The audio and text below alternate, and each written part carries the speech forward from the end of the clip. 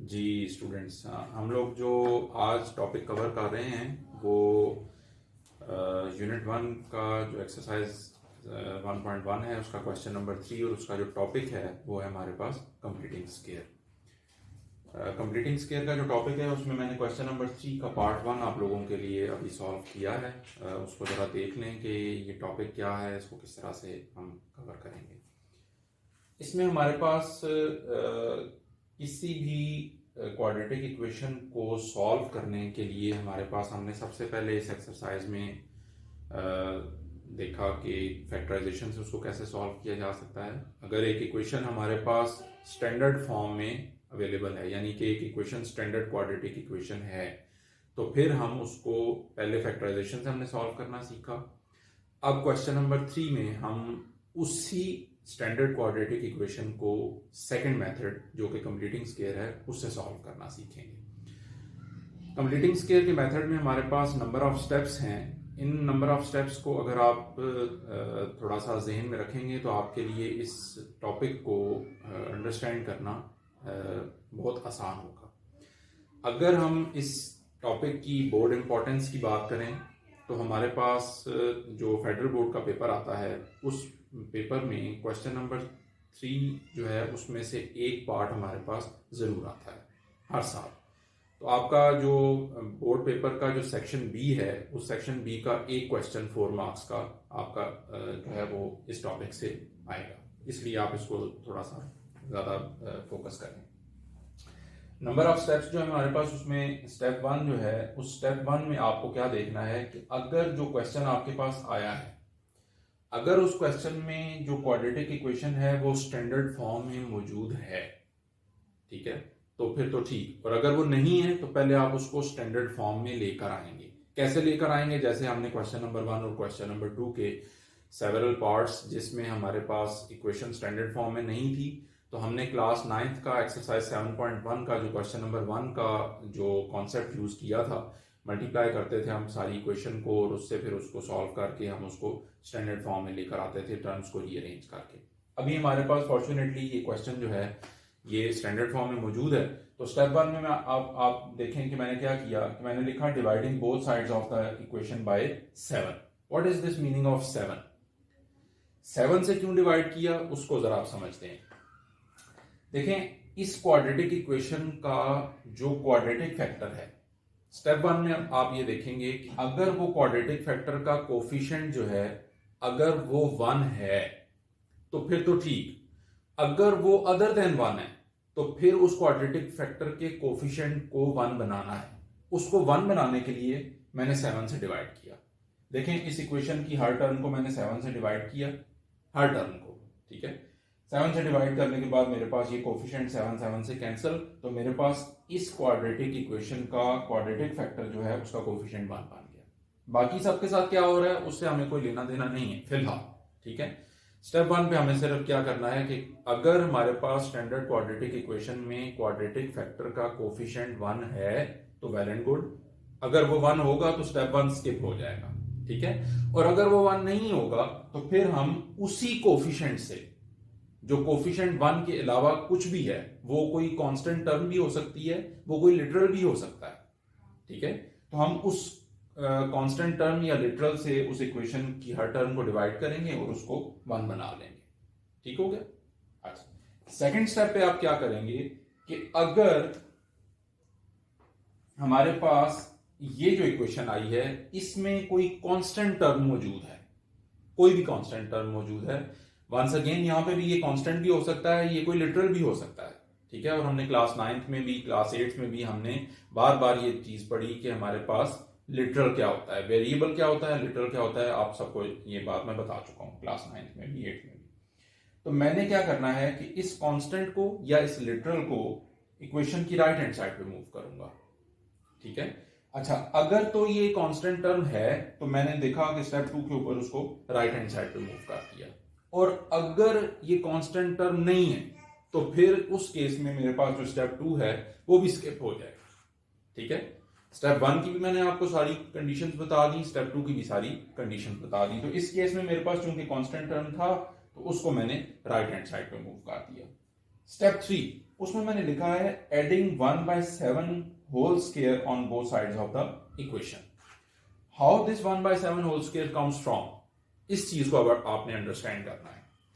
इस टर्म को बनाने के लिए, ये टर्म कहां से आती है, इसको बनाने के लिए आप ये करेंगे कि एवरी टाइम आप 1/2 से मल्टीप्लाई करेंगे इस क्वाड्रेटिक इक्वेशन में लीनियर टर्म का कोफिशिएंट। इस लीनियर टर्म के कोफिशिएंट को 1/2 से मल्टीप्लाई करेंगे। मल्टीप्लाई किया हमने, इस केस में हमारे पास चूंकि इसका कोफिशिएंट 2/7 है तो इसको 2/7 से मल्टीप्लाई किया। उसके बाद इसको सिंप्लीफाई किया, ये 2 से कैंसिल हो गया, तो मेरे पास रिजल्ट आ गया 1/7। इस 1/7 का होल स्क्वायर हमने इक्वेशन की दोनों साइड पे ऐड कर दिया। ठीक है, वंस अगेन मैं आपको स्टेप 3 जो कि बहुत इंपॉर्टेंट है इसको बता देता हूं। स्टेप 3 में आपको ये करना है कि इस टर्म को बनाने के लिए, यानी कि इस 1/7 का होल स्क्वायर बनाने के लिए मैंने 1/2 को मल्टीप्लाई किया इस इक्वेशन में लीनियर फैक्टर के कोफिशिएंट से। अब लीनियर फैक्टर का कोफिशिएंट यहां पे 2/7 है, तो मैंने 2/7 से इसको मल्टीप्लाई कर दिया।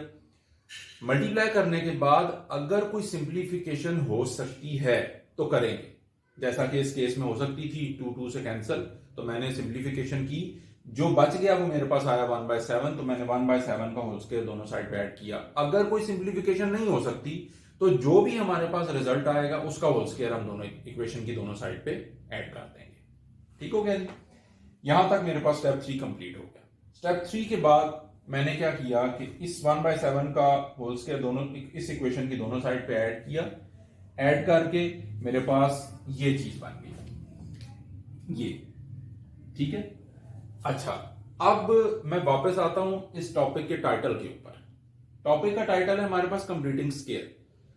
इसका ये टाइटल है ही इस वजह से कि स्टेप 3 के बाद आप ये देखें कि मेरे पास a² + 2ab + b² जो कि इक्वल होता है a + b का होल स्क्वायर। तो ये हम जो स्क्वायर को कंप्लीट करते हैं ना, वो जो हमने आइडेंटिटी पढ़ी थी क्लास 8 में भी पढ़ी, 7th में भी पढ़ी, 9th में भी पढ़ी, वो हमने आइडेंटिटी पढ़ी थी a + b का whole square = a² + 2ab + b²।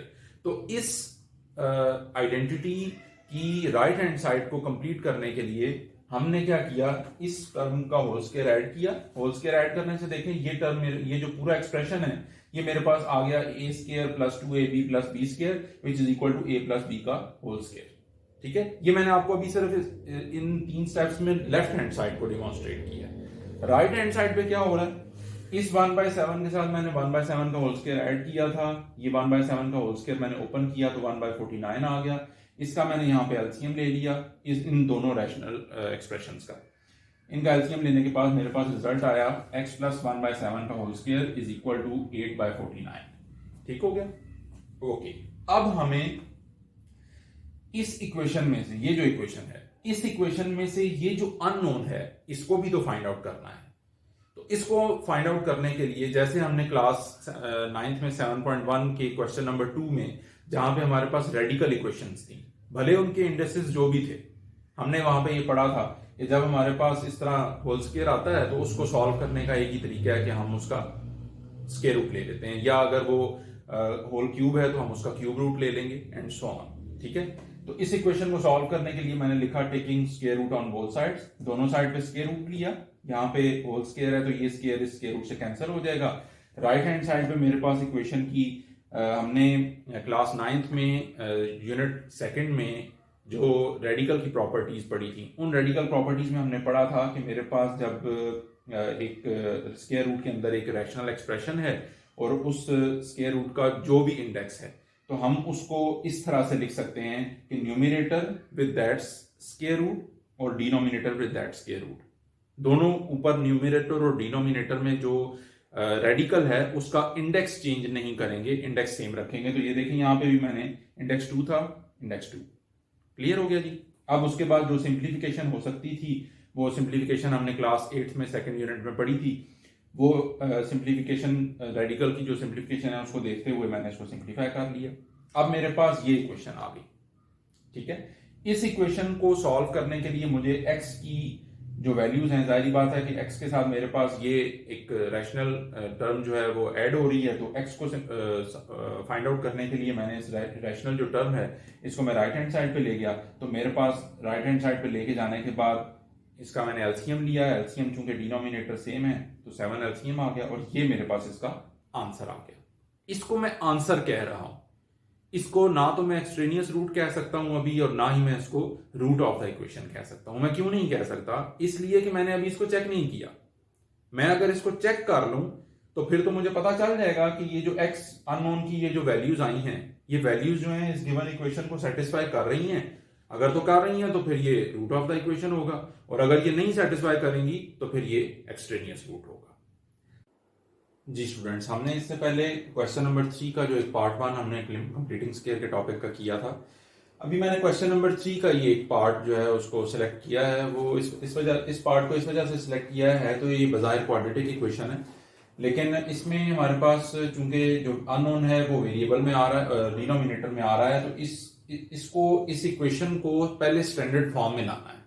तो स्टैंडर्ड फॉर्म में लाने के लिए मैंने वही क्लास 9th का जो हमने नॉलेज है उसको यूज किया, और मैंने इसके डिनोमिनेटर यानी कि एलसीएम को इक्वेशन की हर टर्म से मल्टीप्लाई किया। देखें, इस टर्म 4 को भी इस एलसीएम से मल्टीप्लाई किया, इस रैशनल एक्सप्रेशन को भी इस रैशनल एक्सप्रेशन को भी डिनोमिनेटर यानी कि एलसीएम से मल्टीप्लाई किया। मल्टीप्लाई करने के बाद जो जिनके मल्टीप्लिकेटिव इनवर्सेस मौजूद थे वो कैंसिल होने के बाद मेरे पास इक्वेशन यहां से इस फॉर्म में आ गई। अब इसको पहले स्टैंडर्ड फॉर्म में लाना है, तो मैंने क्या किया कि लेफ्ट साइड से सारी टर्म्स को मैं राइट साइड पे ले गया। राइट साइड पे लेके आने के बाद मैंने टर्म्स को रीअरेंज किया। रीअरेंज करने के बाद ये देखें, यहां तक इस स्टेप तक, ये जो स्टेप है इस स्टेप तक मेरे पास ये इक्वेशन सिर्फ स्टैंडर्ड फॉर्म में आई है, जो स्टैंडर्ड फॉर्म हमने लेक्चर 1 में ax² + bx + c = 0 पढ़ी थी। ये इक्वेशन मेरे पास स्टैंडर्ड फॉर्म में आ गई। अच्छा, अब देखें कि ये मेरे पास इक्वेशन अगर हो तो स्टेप 1 मैंने आपको बताया था कि क्वाड्रेटिक फैक्टर का कोफिशिएंट जो है अगर अदर देन 1 है तो स्टेप 1 होगा। अगर अदर देन 1 अगर 1 है तो फिर 1 अगर हमारे पास मौजूद है तो फिर स्टेप 1 हमारे पास स्किप हो जाएगा। ठीक है, तो यहां पे मेरे पास ये जो क्वाड्रेटिक इक्वेशन है इसका कोफिशिएंट 1 ऑलरेडी है, तो मैंने स्टेप 1 को खत्म कर दिया। अच्छा, एक बात ये याद रखिएगा कि ये जो स्टेप्स मैं मेंशन कर रहा हूं ना, ये स्टेप्स जो हैं ये कोई स्टैंडर्ड या कन्वेंशन नहीं है। ठीक है, ये स्टैंडर्ड या कन्वेंशन नहीं है, बस ये चीजें इसलिए आपको सिखाई जा रही हैं ताकि आपके माइंड में जब स्टेप्स बैठ जाएंगे तो फिर आपको ये बात समझ आ जाएगी कि मुझे यहाँ पे क्या काम करना है और किस तरह से करना है। तो यहां पे मेरे पास स्टेप 1 जो है वो स्किप हो गया क्योंकि क्वाड्रेटिक फैक्टर का कोफिशिएंट ऑलरेडी 1 मौजूद है। मैं डायरेक्ट स्टेप 2 पे चला गया कि जहां पे मैंने कांस्टेंट टर्म को राइट साइड पे मूव कर दिया। यहां पे +3 था तो दूसरी तरफ -3 हो गया। स्टेप 3 पे मैंने आपको बताया था कि मुझे एक टर्म चाहिए जिसका होल स्क्वायर मुझे इक्वेशन के दोनों साइड पे ऐड करना है। ठीक है, स्क्वायर को कंप्लीट करने के लिए। ठीक है, तो मैंने क्या किया, जैसा कि मैंने अपने प्रीवियस लेक्चर में बताया कि 1/2 को मैंने लीनियर फैक्टर के कोफिशिएंट से मल्टीप्लाई किया।